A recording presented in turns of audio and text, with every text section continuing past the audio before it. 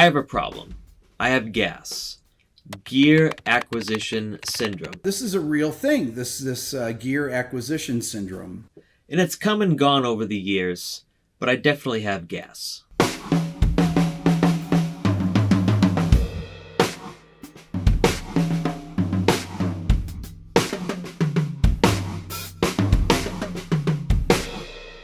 I don't have it bad, but the problem is one solution to the problem leads to another problem that needs a solution.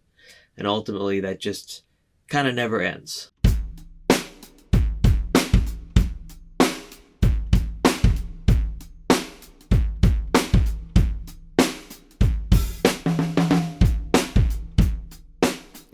If I had to trace my current gas situation back to one event, it was when I got the Behringer X-Air X18 mixer. It wasn't long after that I got the Boss RC505 MK2 loop station. I wanted to move forward with a new way to make beats, and with that came a need for new microphones. Now this is a stereo pair of AKG C414s, and every studio needs great mics like these, especially this pair. You also need preamps to boost these signals, to drive that signal chain. So I got the Focusrite ISA dual channel, as well as the Warm Audio WA273s to work well with the kick and snare, or just to have options. And along with all this stuff came the Yamaha EAD 10, because stuff's just flowing. Now I need to be able to access all this stuff, so I needed a patch bay. So I went with the Samson S-Patch patch bay. And you know what? Let's just finish it off with the synth. All right, this is the Uno Synth Pro, and I'm just really digging this setup. However, it has been a result of gas.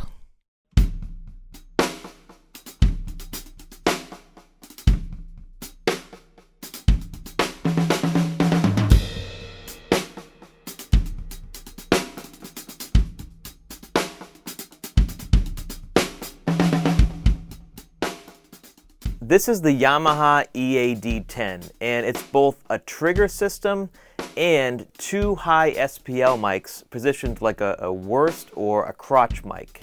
All right, this goes into the module. There's a lot of different pre-programmed scenes and drum sets, and you can program your own, of course.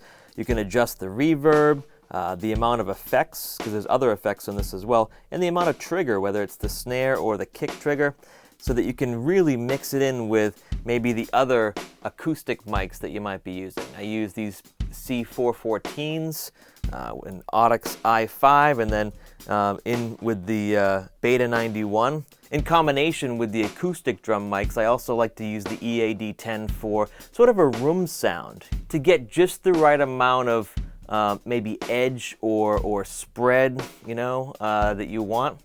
And, for that fact, it's a really useful tool.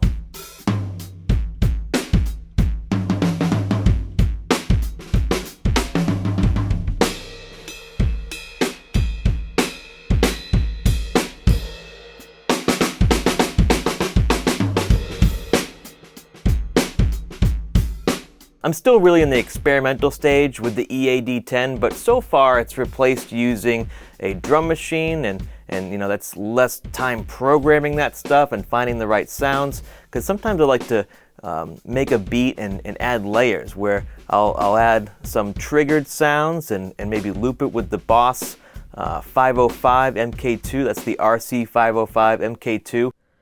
Alright, so I'm all set up to do a loop station demo. I have the DAW set up over here on the left on the laptop.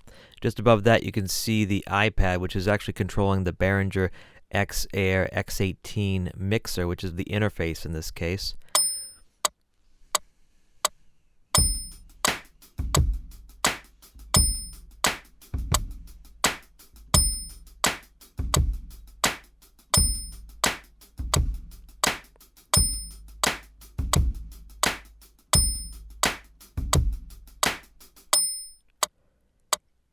So I've just made a loop, or so I thought. See, you can hear it and I can hear the EAD 10, but I failed to route all of that to the looper properly.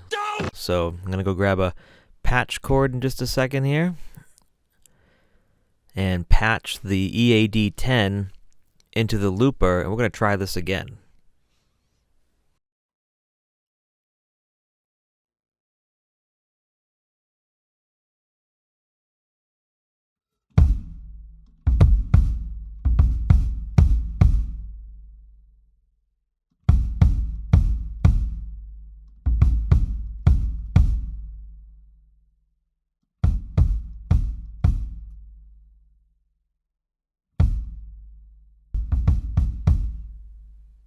Just making sure I have signals from all the instruments, especially the synth.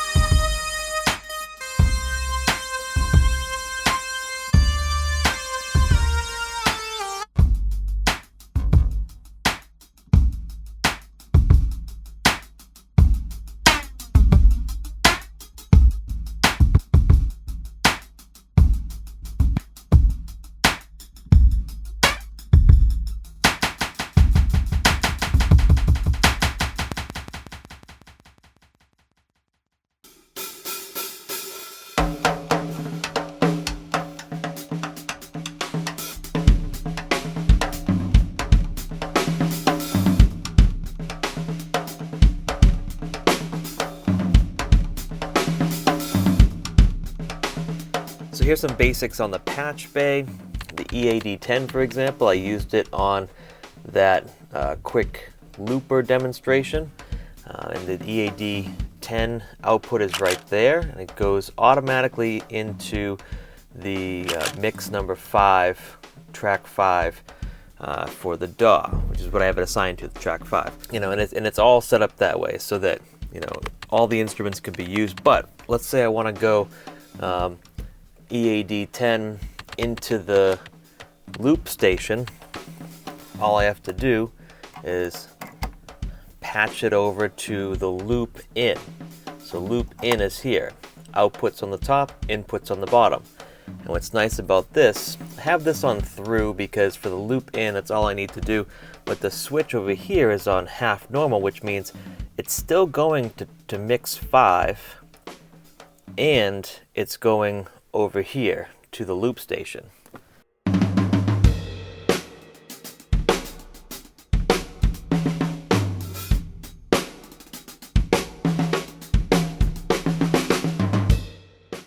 Now what's nice about the patch bay is, let's say the EAD 10 just doesn't have, it's just not moving air, it needs a little more, okay? So maybe I unplug it from here, and I can plug it into an ISA, and then all we have to do is go ISA line out,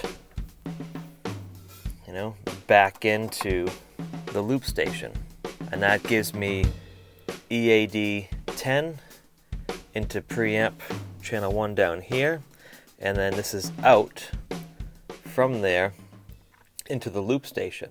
Alright, so I've shared with you my wish list, and over the past 6 months I've been able to acquire a lot of these different pieces of gear, dealing with the gas elements of it, you know, the one piece of gear leads to the next piece of gear. But what's been great about this is that it's finally come together. A lot of the things that I've been hoping for and thinking about for many years, since I was a little kid really, are finally in a good place for my studio here at home. And I've been able to do this through the help of Zounds.com. It's a great company, excellent customer service, and they have a lot of the gear that you'll be looking for, some of which might be on the list. So click that list, check out some of the gear that I've been using. I'm going to continue to add to that list, and that gear list will keep on growing. And every time you purchase something through that list, I get a little bit of a cut on that, so it helps support this channel.